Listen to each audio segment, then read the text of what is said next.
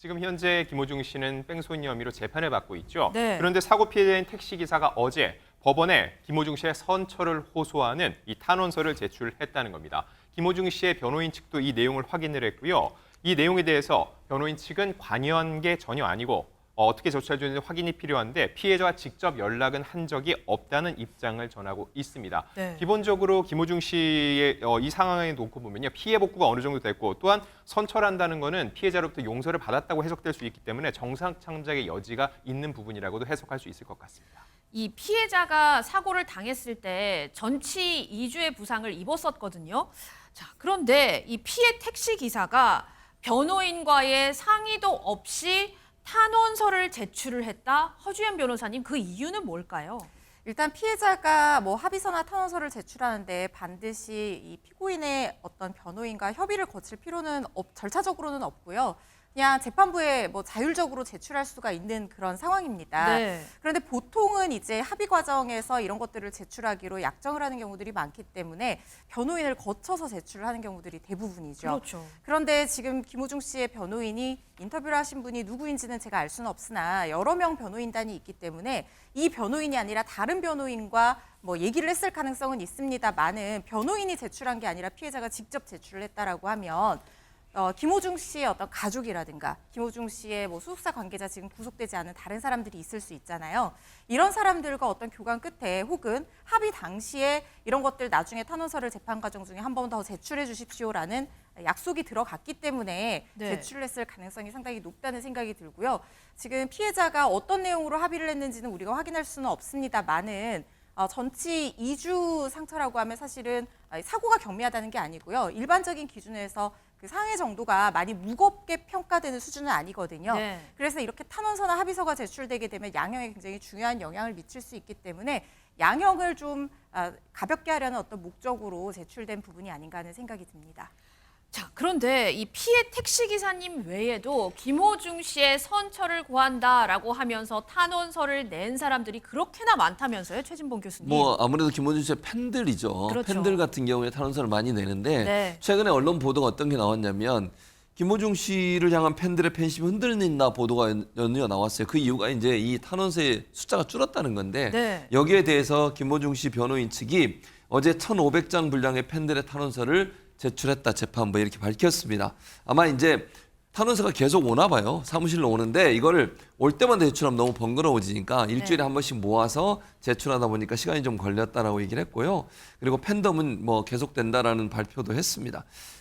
관계자가 이런 얘기를 했더라고요. 재판부의 업무 부담을 줄이기 위해서 변호인이 일주일에 한 번씩 탄원서를 분리해 제출하고 있고 현재 7,000장 분량의 탄원서가 들어가고 있다. 이렇게 밝히고 있습니다.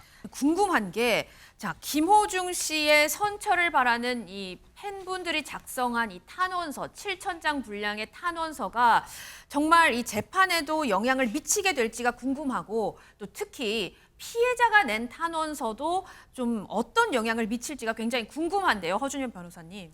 일단 이 팬들이 내는 탄원서 물론 뭐 없는 것보다는 있는 게 낫겠지만 이렇게 뭐 물량 공세식으로 많이 탄원서를 제출한다고 해서 그것이 바로 양형에 아주 긍정적인 영향을 미칠 거라는 생각은 들지 않습니다. 아, 그러면은 이 탄원서의 개수가 많다고 해서 양형에 영향을 미친다 이런 거는 아니라는 거군요. 그렇죠. 다만 이제 진정한 의미의 그 김호중 씨의 양형을 결정할 때 김호중 씨의 어떤 평소 행동이라든가 모습이 어떠했는지 이 범죄가 정말 이 죄질이 불량한 것이 아니라 얼마나 실수로 저지른 그런 것인지 뭐 이런 것들을 좀 살펴보게 되는 부분이 결국에 양형을 영향을 미칠 수 있는 부분이거든요. 네. 그렇다고 하면 평소에 성실하게 살아온 사람이 한순간 유혹에 빠져서 또는 한순간 잘못으로 이렇게 범죄를 저지르게 됐다는 점이 재판부에 설득력 있게 입증이 돼야 되는 부분인데 그렇기 때문에 반성문도 내고 탄원서도 내고 하는 것인데 팬분들은 김호중 씨와 직접적인 어떤 인적 관계가 있는 그런 사람들은 아니잖아요. 그렇죠. 그러니까 김호중 씨의 어떤 평소의 모습을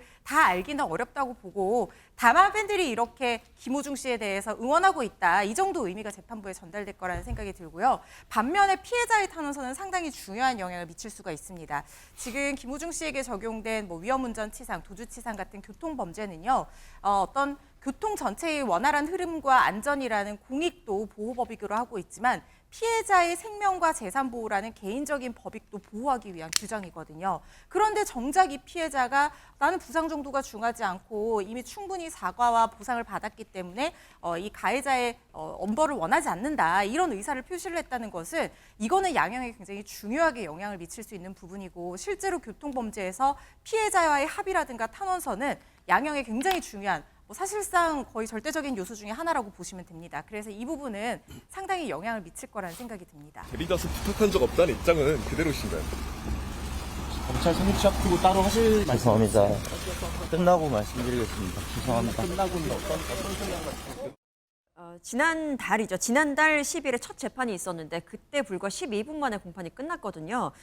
김호중 씨 같은 경우에는 위험 운전치상 그리고 도주치상, 사고 후 미조치, 범인 도피 교사 혐의로 구속된 상태였었고 그 상태로 재판에 넘겨졌었는데 말씀드린 대로 첫 번째 재판에서는요. 김호중 씨와 그 변호인은 검찰이 낭독하는 공소 사실을 그냥 묵묵히 듣기만 했습니다. 이에 대해서 공소 사실을 인정하다든지 인정을 안 한다든지에 대한 이야기는 하지 않았습니다. 그때 당시에 김호중 씨의 변호인 같은 경우에는 아직 사건 기록을 열람 복사하지 못했기 때문에 공소 사실에 대한 입장은 다음 기일에 밝히겠다라고 이야기를 했었거든요. 네. 그 입장을 밝힐 다음 기일은 오는 19일 예정입니다. 이때 2차 공판이 열릴 것으로 예정이 됐습니다. 주목해서 봐야 될 부분은 김호중 씨가 어디까지 자신의 혐의를 인정하고 시작할 것이냐 이 부분일 거라는 생각이 듭니다.